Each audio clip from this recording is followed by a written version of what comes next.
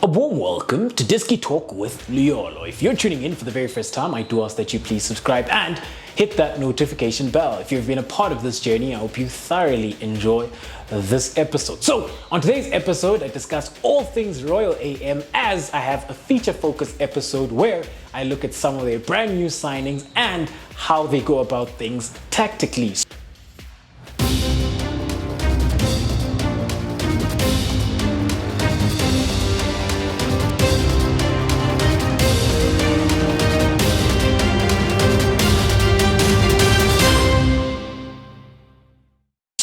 What we do know then about Royal AM, this is a very exciting side, be it off the field and on the field as well. So with Royal AM then, they are coached by John Maduka. They do line up in a hybrid system, which is a 3-4-3, which then transitions to a 4-3-3. And the key player then in regards to this transition has been Palane. So when you have a look at it then, in goals, they have Hugo Nyame. This then is a very experienced goalkeeper and a good shot stopper as well. Their back three then has been Mangai as the right-sided centre-back. They've had Palani, who plays then sort of as a libero in a sense, I could say. So at times he will step up into midfield whenever then to make those midfield numbers. He's then key in the transition, and then he plays in between the two centre-backs. And then as the left-sided centre-back, they've had Lingwati. However, with the signing then of Ricardo Nascimento, I do see Ricardo Nascimento playing as the left-sided centre-back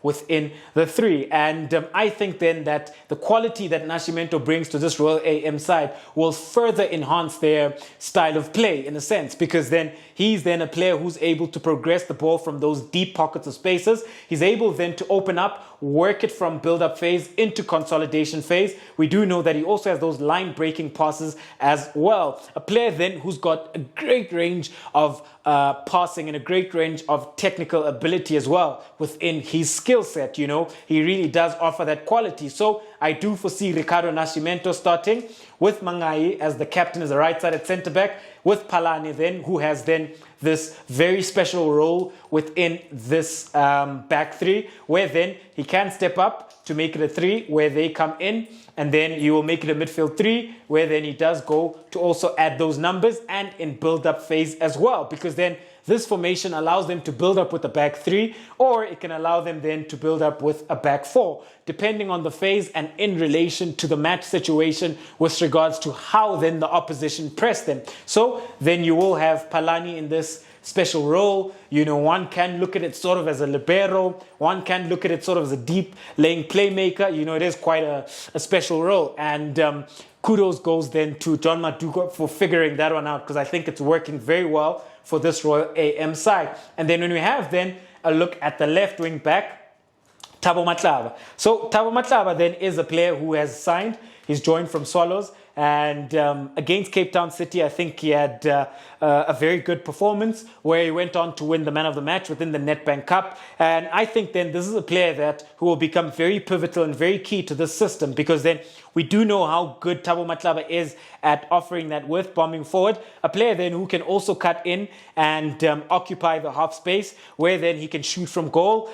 From the left wide position, he can deliver those crosses, and also then has the energy and the engine as well to also drop and then ensure that he makes it a back four whenever then Mkhize on the right hand side is still caught further up the pitch. So Matlaba is the left wing back, and then as the right wing back, one of my favorite players within the Dstv Premiership this season, Mkhize plays as the right wing back. He's then very good at offering that width for this Royal AM side. Very good decision maker, and at times he does tend to drift further infield, where he has had chances to actually score goals this season, where he hit the post the one, and the other one then he just couldn't keep it on target. But this is a player then who, if he keeps developing and keeps improving, then this is a player then who can make his way then into that conversation for Bafana Bafana as a right back, because then in that right wing back position, I've been very impressed with his performances, and a player then who can start contributing with goals, a player then who also has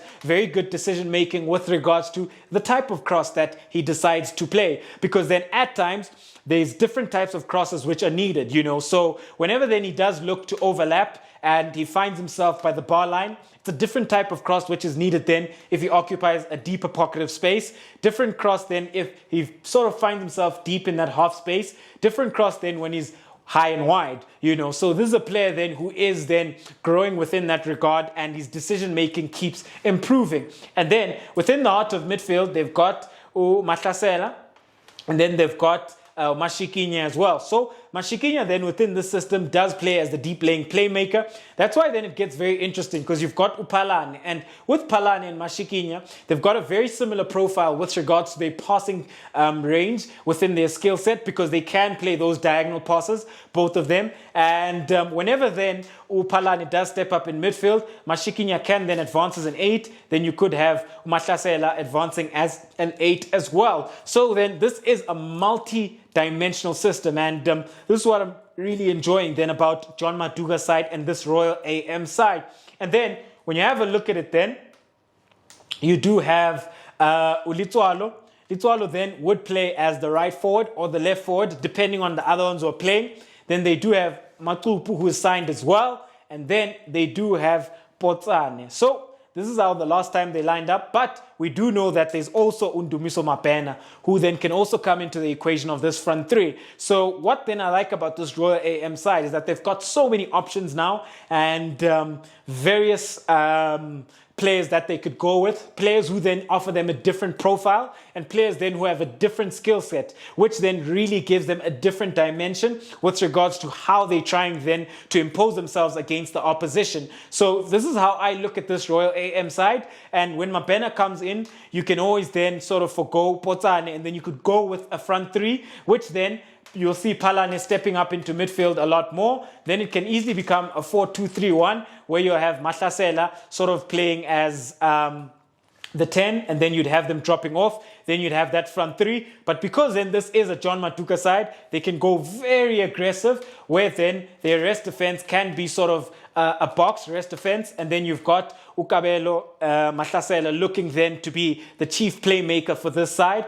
So there's so many options they could go with. If not, then you can have Mapena up top, you can have Litswalo, and then you could have Potsane, which then offers them a very different dimension, because then it goes then back to that where Palane drops in, and then it goes back to that where then they could create that box as well. But yes, of course, with Litswalo, we do know that he's got great movement. He would push up a lot further. So I really like how dynamic this Royal AM side are, and the players that they've brought in with Ricardo Nascimento, with Matupu, with Mukhaela, with Thabo Matlaba. These are the players then who have been very key then with regards to their transfer window that they've brought in, that can add that experience and can add their qualities within this Royal AM side. So very excited to seeing then how this Royal AM side play out the season. So we do know that they have advanced in the Nedbank Cup. We do know that then they are really looking to compete and finish as high as possible within the Dstv Premiership. So at home, do let me know, what do you make of this Royal AM side with regards to how ambitious they are, the types of players they've brought in,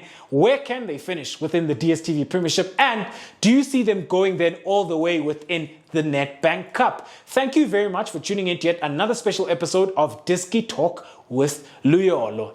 Signing out.